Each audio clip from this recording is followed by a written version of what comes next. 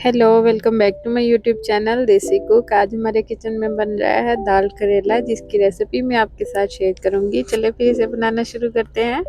बिस्मिल्लाहिर्रहमानिर्रहीम। सबसे पहले मैंने 1 टीस्पून नमक ले लिए, 1 टीस्पून हल्दी लिए और करेलों को मैंने छील के काट लिया था। इसमें मैं डाल दूंगी हल्दी और नमक। इससे जो है हमारे करेले बिल्कुल कड़वे नहीं बनते। आप भी इस ट्रिक को ज़रूर आजमाएं, ज़रूर एक बार ट्राई करें। अच्छी तरीके से इसको हम हाथों से मसल लेंगे। इसके बाद जब थोड़ा थोड़ा पानी छोड़ देगा तो हम इसको रख देंगे थोड़ी देर के लिए, और इसके बाद हम इसका जो पानी है वो ड्रेन कर लेंगे हाथों की मदद से। आप चाहे तो क्लॉथ से भी कर सकते हैं। ये देखिए अच्छे तरीके से जो मैं इसका जो है पानी कड़वा वो निकालूंगी और इसको साइड पे रखती जाऊंगी। ये देखिए सारा पानी ये करेलों का पानी है। अभी मैंने इसमें कोई पानी ऐड नहीं किया। अब मैंने इसको अच्छे तरीके से 3-4 पानी से धो लिया। इसका बिल्कुल नमक हमने निकाल लिया था। प्याज ले लिए मैंने 3 बड़े साइज़ के। दाल ले ली मैंने, इसको बॉईल किया था अच्छे तरीके से।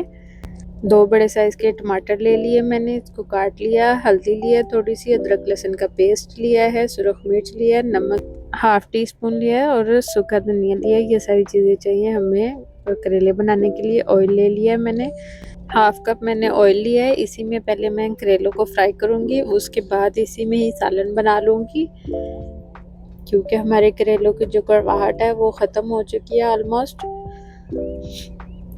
ये देखिए ऐसा जब कलर आ जाए तो हम करेलों को जो बाहर निकाल लेंगे ऑयल से। अब इसी ऑयल में मैं डाल दूँगी प्याज। प्याज़ों को हमने ज़्यादा फ्राई नहीं करना, बस हल्का सा इसका जब प्याज नरम हो जाए तो हम इसमें डाल देंगे नमक। अच्छे तरीके से इसको थोड़ा सा नरम कर लेंगे। अदरक लहसुन का पेस्ट डालेंगे। करेलों में प्याज जो है वो थोड़े ज़्यादा ही जाते हैं, तो इसमें हम टमाटर डाल देंगे। 2 टमाटर लिए थे मैंने बड़े साइज़ के। अच्छे तरीके से हम इसको भी थोड़ा नरम कर लेंगे। इसमें हम सुरख मिर्च भी ऐड कर देंगे, हल्दी ऐड कर देंगे और सूखा धनिया भी ऐड कर देंगे। बस और कोई मसाला नहीं जाएगा। बहुत ही कम मसालों में करेले बन के तैयार होते हैं। करेलों में ज़्यादा मसाले नहीं जाते। ये देखें नरम हो गई है सारी चीज़ें हमारी अच्छे तरीके से। इसमें मैं डाल दूंगी दाल। दाल मेरी थोड़ी सी ज़्यादा गल गई थी। आप इस बात का ख्याल रखिएगा, दाल आपने ज़्यादा नहीं गलानी।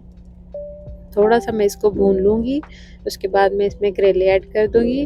करेलों को भी थोड़ा सा मिक्स करके इसको हम थोड़ी देर के लिए दम पे रखेंगे। अगर आपको मेरी वीडियो अच्छी लगती है तो मेरे चैनल को सब्सक्राइब करें, मेरी वीडियो को लाइक करें। ये है जी इसकी फाइनल लुक। मिलते हैं किसी नेक्स्ट वीडियो में, तब तक के लिए अल्लाह हाफिज़।